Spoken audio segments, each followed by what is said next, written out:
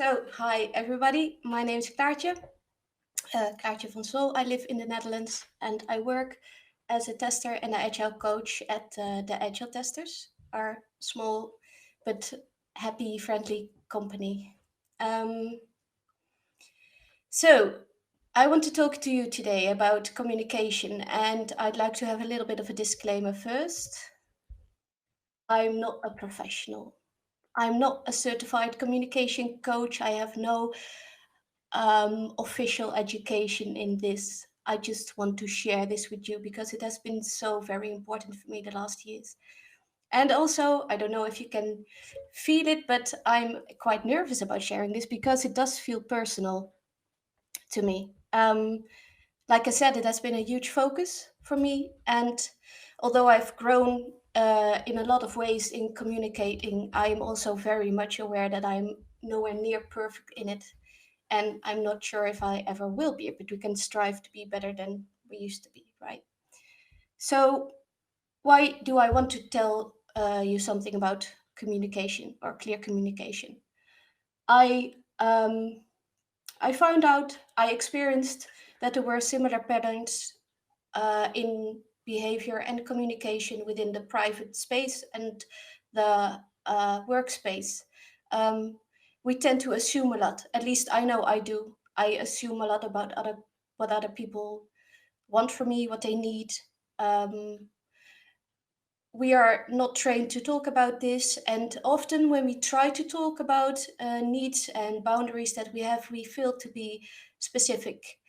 And by failing to be specific, we fail to reach a common understanding. So that's, to me and to a lot of other people I heard this morning or today, has been important. So that's why I want to talk to you about this.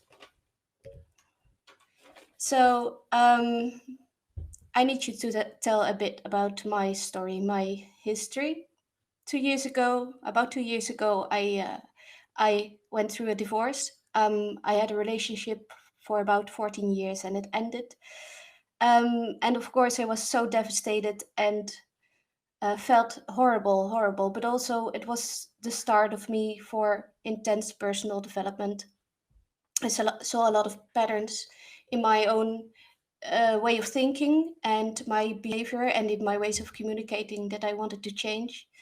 And therefore, I took some workshops and some more, and I read some books, and I listened to podcasts, and I read some blogs, and I sponged up all the information that's out there, or not all of it, but quite some, at least the stuff that would um, resonate with me. And what I learned there, I think, is further applicable to, well, all regions of life, really, not only when you're talking about communication within um, relationships. So, what did I become aware of? Um, I became aware of patterns, like I said, that I have about assumptions I had and made about other people, about the fact that I really, really find it difficult to say no, to hold boundaries. Also, that I find it difficult to say no to needs that I assume other people have. So they don't actually have to tell me this, but I'll think it for them. And then I feel that I can't say no to it and then I'll get mad about it. Yeah, that's complicated stuff. And it's not very healthy or useful for anybody. And today I want to talk to you about these four things you see here: how to recognize patterns, how to communicate needs, how to communicate your boundaries, how to be, well, more specific in general. And let it be said that this shit is awkward. Can I say shit? Yeah, I can. Okay. It's awkward, it's clunky, and it's difficult, and it takes a lot of courage to do. So it has to be said. Right. Patterns. First, let's talk about recognizing behavioral patterns. We all know that your upbringing influences the way you communicate as an adult. Of course, this is something that is common knowledge. But in the last few years, I've really realized it and experienced it that this actually affects a lot of what you do, maybe more than you would think in the first place. So an example I want to give to you is the guest culture versus the ask culture, and it's something that's from that I got from a blog. It's called Metafilter Guided Tours blog. You see the link at the bottom. It's about these two different kinds of ways you learn to communicate. You have the ask culture on one hand and the guest culture on the other hand. So in the ask culture, in some families, you grow up with the expectation that you can really ask for anything and that it's okay, you can ask for anything at all. But also, you gotta realize you might hear a no, and that's okay too. You might hear no for an answer. On the other hand, you have the guest culture, and in this way of uh, behaving with each other or communicating with each other, you really avoid putting a request into words unless you're pretty sure that the answer will be yes. So guest cultures depend on, and I'm gonna quote a bit from this because they already formulated it perfectly. Guest culture depends on a tight net of shared expectations, and the key skill is putting out delicate feelers. So if you're from guest culture, unwelcome requests from an ask culture seem out of line. They seem so rude. Um, because if somebody asks you something that you really want to say no to, you will have to say no, which you're not really trained in doing, and it will make you look rude because you are not used to saying no to people. So how can they do this to us? Oh my god. Um, so these requests may likely make you feel angry or uncomfortable or manipulated even. And if you're from an ask culture, you really don't understand why somebody would react in such a incomprehensible way or even a bit passive aggressive. So I'm clearly from a guest culture. And the problem with this is the further you get away from your family and your tight net of connections in which you have established this kind of speaking or behavior, the more you have to embrace the ask culture because you will else spend your life in a cloud of mild outrage about other people. I mean, oh my god, how could he even ask me this? Was something that I would think quite a lot. Um, okay, so how to recognize what behavioral patterns you have created? Firstly, read about them, listen about them. And there are, of course, many ways in you can divide different groups of people and different groups of behavioral patterns, but just there's so much out there. Find something that resonates with you and that will help you to understand how you work, how your mind works. And then for me, it really helped to reflect on the situations in which I found myself that were really uncomfortable and where I didn't know if I had done the right thing or if I could have done better. So I started to journal and started to reflect on the stuff that happened. Um, and as um, I practiced this, I found that the the time between the situation happening and me understanding what actually happened inside my head would shorten. So it became more easy to understand how my brain would work, and because I was seeing through some patterns. And even after a while, and this is mind-boggling if it works or if that happens.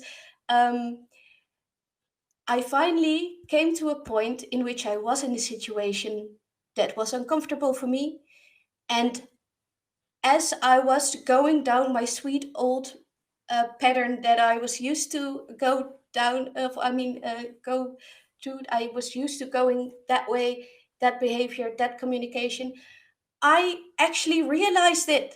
And I was like, oh no, you are about to do something stupid. And normally you would understand this tomorrow, but now you understand this right now. So you can actually change your behavior at this very moment. And that was, I felt like Dio from The Matrix, actually. Like, no, thank you, old stupid communication pattern, you bastard. I'm not going to do that today. Oh, I actually have an example. So a while ago, a friend of mine had a birthday party, and we were sleeping over with a couple of friends there. And I was sleeping in one room with a friend of mine, and there was one luxurious king-sized bed, and there was one stupid little air bed on the floor. And I asked him, "Where do you want to sleep?" And he said, "Well, I don't mind." And then I said, "Oh, okay, then I'll take the bed." And when I went to sleep there, my mind started saying, "Oh, you're kind of a bastard for taking the bed." Yeah. I bet he actually wanted to have the bed and not the air mattress. And and he didn't tell me. But I know that he wanted to. And and I said no. I said no, I wanted to have the bed. And I was actually starting to get angry about stuff that I was imagining him thinking.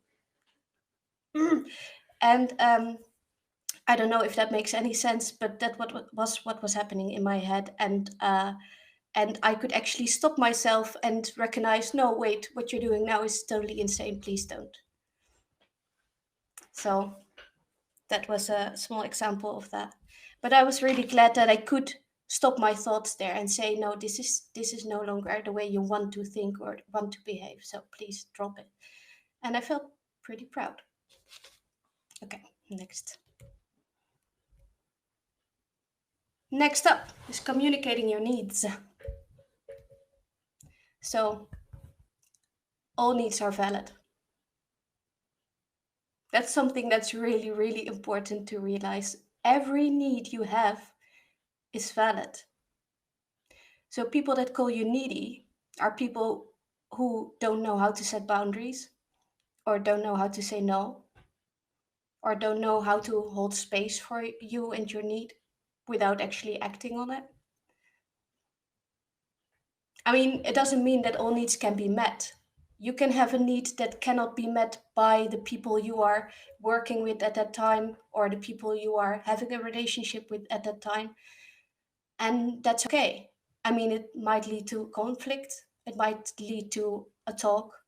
Maybe you can adjust, compromise, and if you can't, you can always choose to leave. But then that's something you learned, and that's okay. So all your needs are valid. For me, that was a really, really important one to um, internalize, or how do you say, to yeah, to become aware of. You are your number one advocate. If you're not going to speak up for your needs, then nobody is going to do that. So you have to. And a way you can do this is that you can make, or you could try to make your needs easy to meet. And that means you have to be specific. So if I tell my manager, I need more support from you, he might think, what does she mean with that? I mean, I always send her this and this emails, and I don't know what she means by this. And he might feel a bit attacked that he's not supportive enough yet. And I might feel angry that he doesn't understand what I'm talking about. So if you make this need very specific, for example, I would like to sit with you one on one 15 minutes a week. Is that something that you can do? Then he can actually say yes or no. And if he says, "No, I can't do that, it'll take me too much time, but we can sit every 2 weeks," then it's a nice compromise. And you will have a bit of your need met without the frustration of not reaching common understanding about what we're talking about.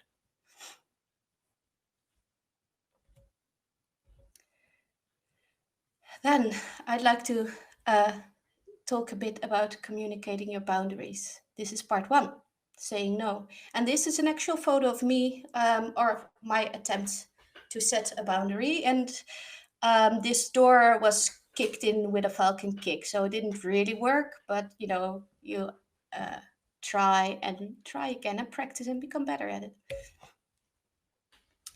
So boundaries, they exist to keep you safe.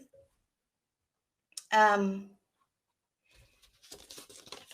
let me just peek in my notes for a bit.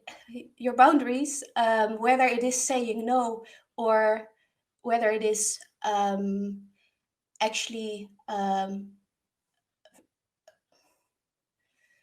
talking to people about behavior that they did and that about boundaries that were crossed. They are not, your boundaries are not here to punish people. They exist for people to stay in connection with you, and you have them, and you speak. You communicate them because you care. Because if you didn't care about the relationship you have with people, you don't have to set your boundaries. You just sod off, right? That doesn't really.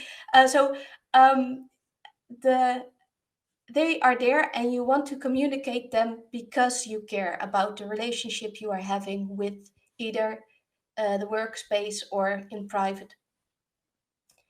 um, Saying no is hard, and it can be very, very awkward and very, very uncomfortable, especially if you've grown up in a guest culture and you're not used to saying no, because there is somewhere a thought that says, if I say no, these people will be very, very sad, and I am not lovable anymore.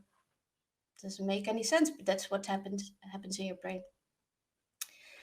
So it's uncomfortable, and you really, really have to learn to sit in this discomfort. Just sit in it and feel it, and try not to say anything during that time. Okay, that's one golden rule that I want to say to you. If you have just said no to a request, shut up. You don't want to start and say, "Oh, I'm sorry," or maybe turn your no into a maybe. Just shut up for a bit, because the other person will have to need the other person needs some time to actually process the no, and maybe they will say okay, and maybe they will say, well, I don't really like that, and that's okay too, because it's not your job to protect other people from feeling hurt or sad or disappointed. And also, when you deny a request of somebody, try not to say that you're sorry, because you should save the words "I'm sorry" for behavior that you're really sorry about, and not be. You should not be sorry for protecting your own health and mental, yeah, well, your mental health and your own space. I was distracted by the chat. I'm sorry. Should not take a look at that. Okay. So, how can you react when somebody crosses your boundary? Um,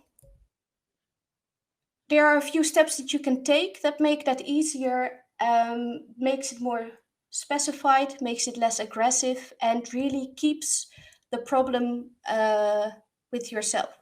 So, first, try to specify the behavior that the other person had, how that made you feel, and the story you tell yourself, and then what behavior you would prefer, and maybe how that would improve things. So, for example, a, a colleague of mine interrupted me during refinement, and then I can say, when you interrupted me during refinement this morning, it made me feel uh, shitty and a bit angry, because the story I tell myself is that you think I'm not important enough to talk.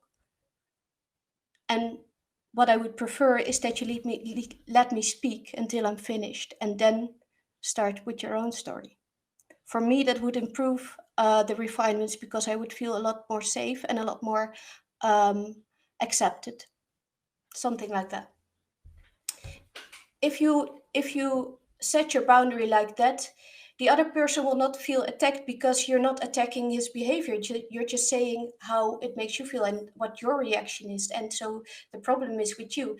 And then they can help you, and helping is nice. We know that people like to help. We just heard that in Vela's story.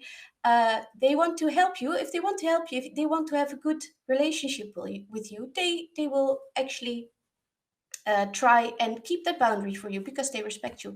And if they don't, get out of there. Oh, I'm going way too fast. Holy shit. Okay, it's okay. It's okay. Um,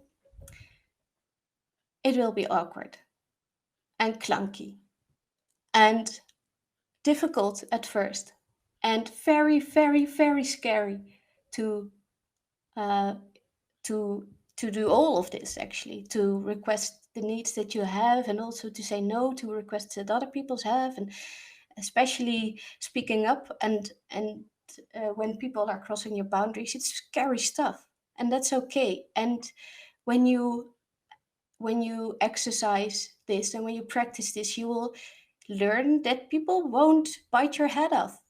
I mean, they might be a bit sad or a bit, especially if they've known you for a while and you suddenly start to change this behavior, they might be a bit caught off guard, like, whoa, is this coming from you? Or they have to get used to this way of speaking. And that's okay. Just take time. Um, I think that's everything. Yeah, that was it. Wow. Okay. I was just rambling, but yay, we're done.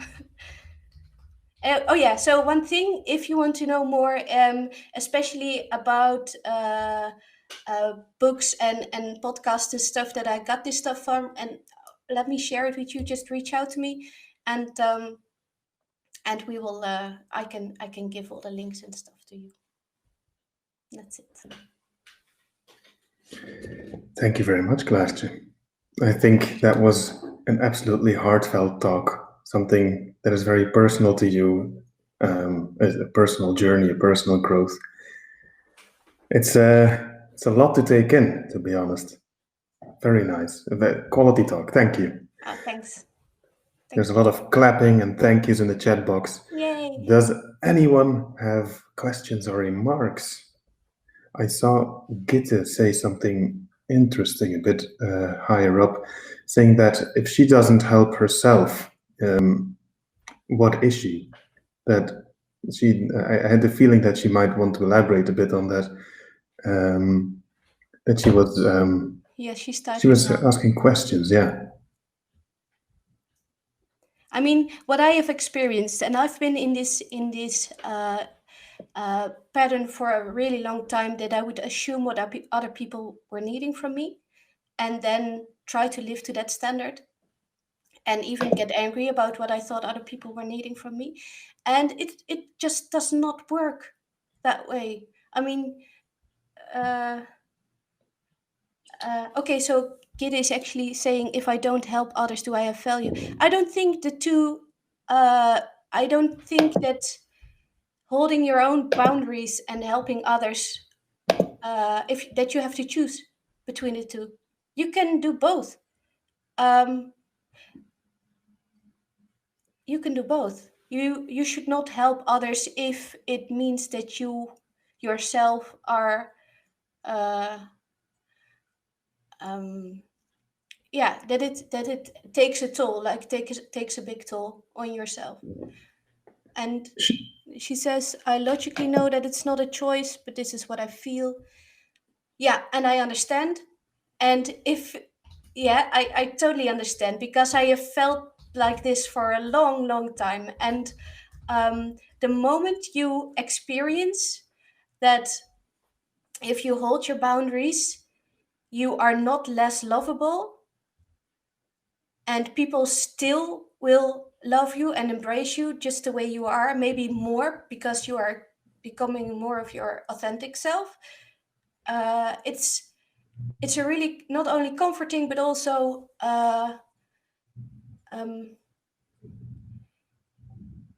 it just makes you want to do this more. So just try it for a bit and see that maybe people, especially if they are used to you helping always in every way with everything, they might be a bit confused about you saying no to some things, but they must understand. And there are out there are perfect scripts to tell people why you have to deny a request, and just exercise, just try it for once and see how it makes you feel and see how other people react. Yeah, very good, Veerle. People who don't accept that are not worth your help. That's a nice one. Thank you.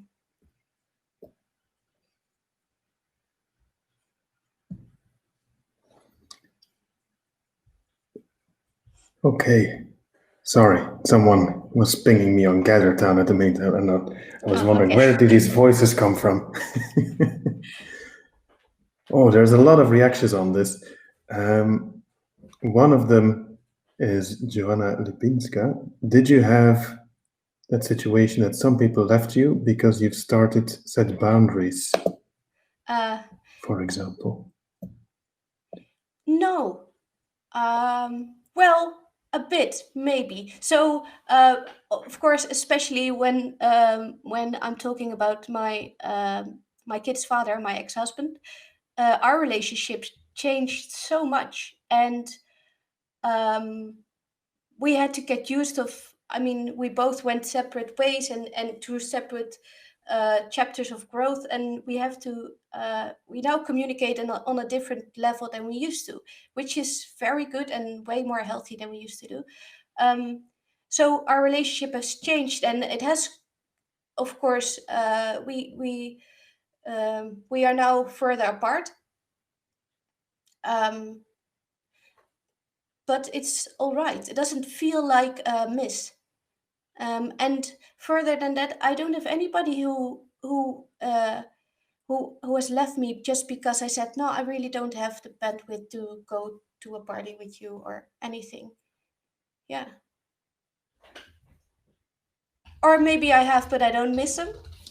That should be a good thing. I think. Yeah. It's a bit of self-care, right? Yeah. Making sure that people don't cross your boundaries, and then if they do, you want to protect yourself, right? Right.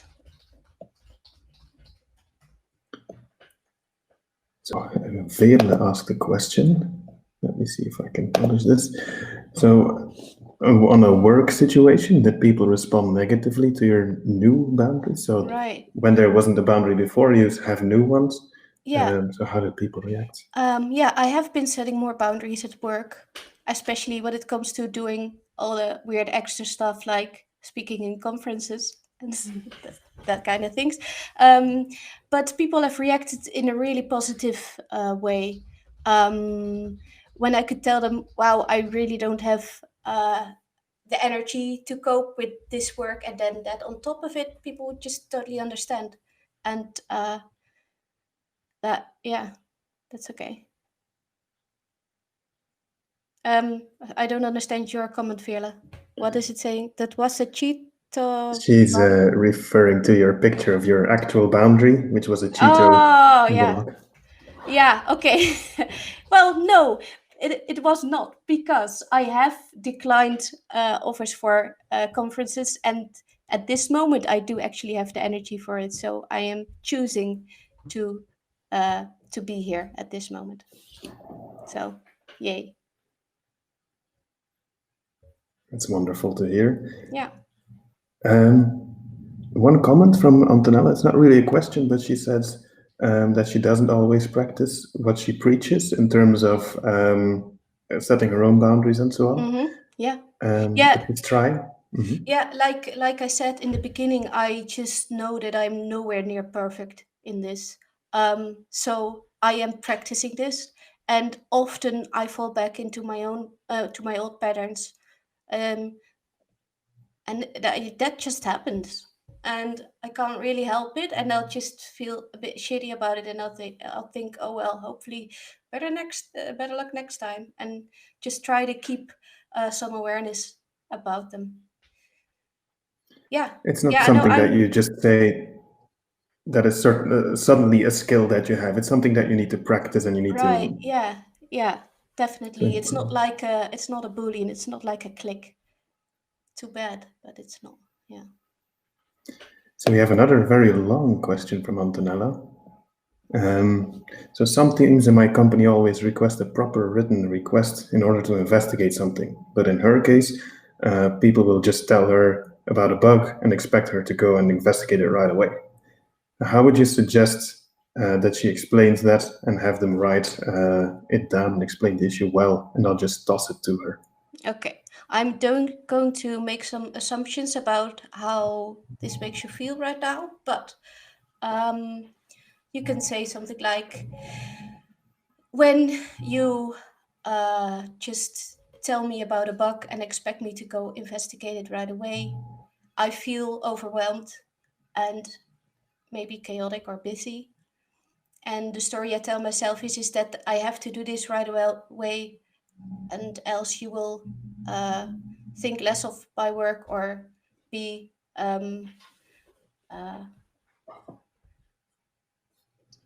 I'm looking for English words. Sorry. Yeah, so Inferior or something? yeah, feel teleurgesteld. Disappointed. Disappointed. Yeah, disappointed in my work. It would help me if you would write them down and explain the issue well and not toss it to me, because then I can pick it up when I need to, when I have the energy or time for it, and it'll make me do my work better.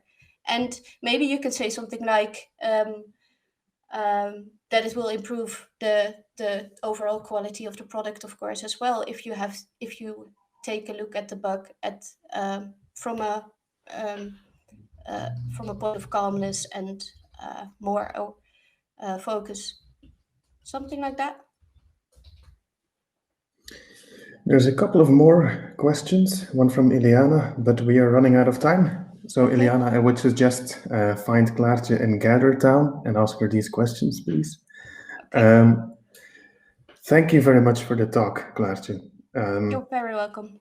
I really enjoyed how personal and heartfelt it was. I think that's incredibly important and valuable. Yay.